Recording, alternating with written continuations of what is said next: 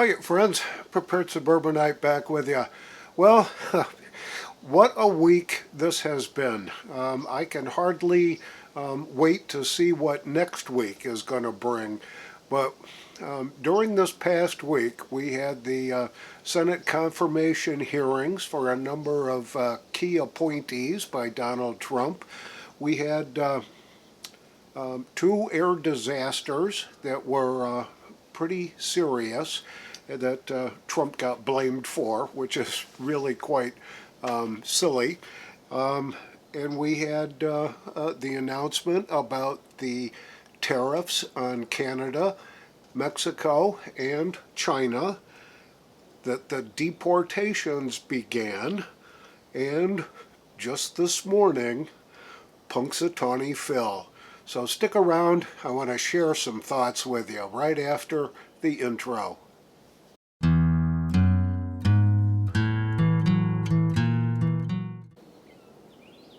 We did have three key members of the future Trump administration go through the advise and consent process, or inquisition, if depends on which side of the aisle you're on. But Tulsi Gabbard, who is nominated for the Director of National Intelligence, had her hearings. RFK Jr., for Secretary of Health and Human Services, had his, and they're both former Democrats, and boy, what an unforgivable sin that is. And finally, Kash Patel, who was nominated to be our next FBI director. The Democrats were absolutely beside themselves at their indignity and the innuendos, the types of questions that they asked. It's almost an embarrassment to watch the Democrats in action. But I've got to commend Tulsi Gabbard, RFK Jr., and Kash Patel for their professionalism, for their articulation of the right kind of answers, putting people in their place, saying all the right stuff. I think they all went a long, long way to assure their confirmation. I remain a little concerned about the two former Democrats, Tulsi Gabbard and RFK Jr., whether they'll be able to make it through the full muster, we'll see.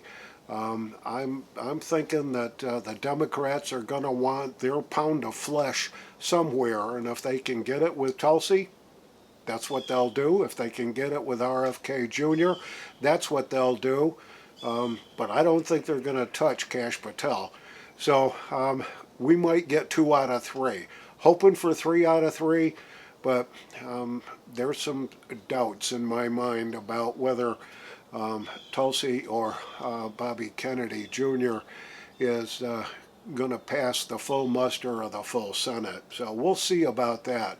So, as I like to do, I just pick out the loser of the week in that process, and that's very simply Adam Schiff.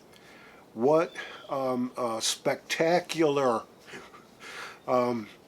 series of questions and indignity that he imposed during his lectures on the candidates that he was interviewing. So he is my pick for loser of the week. And the winner of the week is Senator John Kennedy, Republican from Louisiana. And during his questioning of Kash Patel, he said this. Sounds to me like we need to get some new conspiracy theories because all the old ones turned out to be true. Facts matter, Senator. Yeah. So how about that? That's pretty neat. The two air disasters, the one in D.C. where an Army helicopter seems to have crashed into a commercial jetliner. Everybody on board was killed. Terrible kind of a thing. And then the one most recently in Philadelphia. Just heartbreaking to hear the details that went into both of those air disasters. But again, the Democrats were ready to shine by blaming Donald Trump for both of those air disasters. Totally unfair, totally unfounded, and but they went ahead and did it anyway. So I hope your prayers were with the families of those victims in those disasters. Deportation began this week in spectacular fashion.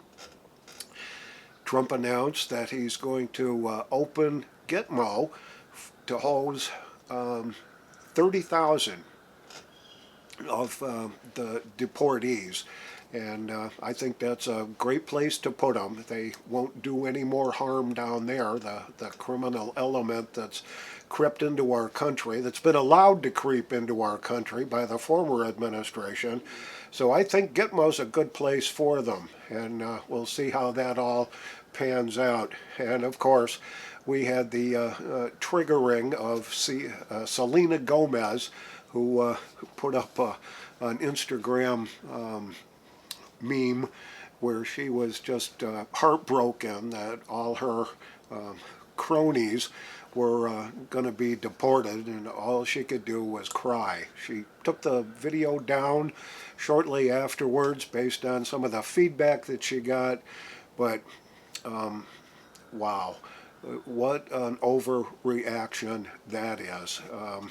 And I gotta commend all the folks that spoke out against it by saying, where were your tears for the victims of all the crimes that were committed by all these illegal aliens, the deaths, you name it. That was pretty low.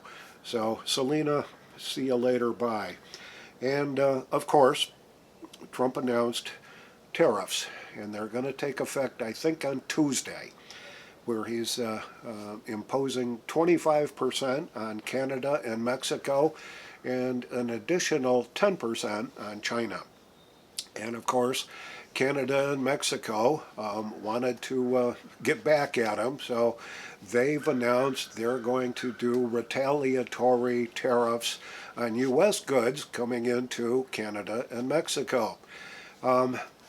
This is interesting kind of stuff. Nobody's played this game for a long time. And tariffs are a very interesting economic dynamic that I think our federal government relied on tariffs to fund itself for a number of years, at least until the income tax took effect. And we kind of got away from tariffs. Trump dabbled in tariffs during his first term, and he's back at it with a vengeance right now. Now, is it going to have an impact on us? Well, that all depends on how many Canadian goods you purchase, how many Mexican goods you purchase, and if you rely on those two countries to provide you with things that you purchase on a regular basis, you're going to end up paying a little bit more for them. But you know what?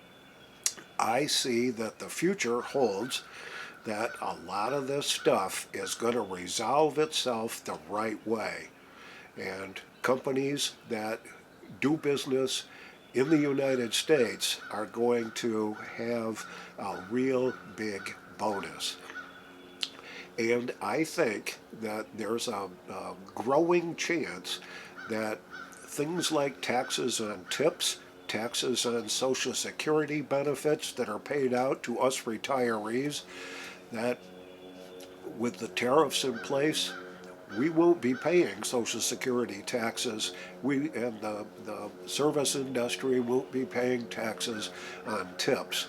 And it could very well end up in a couple of years that income taxes will be a thing of the past. We'll have to see how this goes. But the left has gone crazy, of course, on everything that Donald Trump does. Oh, he's evil. Oh, he's still Hitler. Oh, he's in it for himself. He's a grifter. You name it, they call him. So there's my thoughts on those newsy items that came up during this past week. And this morning, Punxsutawney Phil saw his shadow, which means that we've got 6 more weeks of winter to put up with. So with that thought, being prepared for winter is a good idea. This is the Prepared Suburbanite reminding you to be prepared always, and especially for winter. And I'll see y'all in the next video.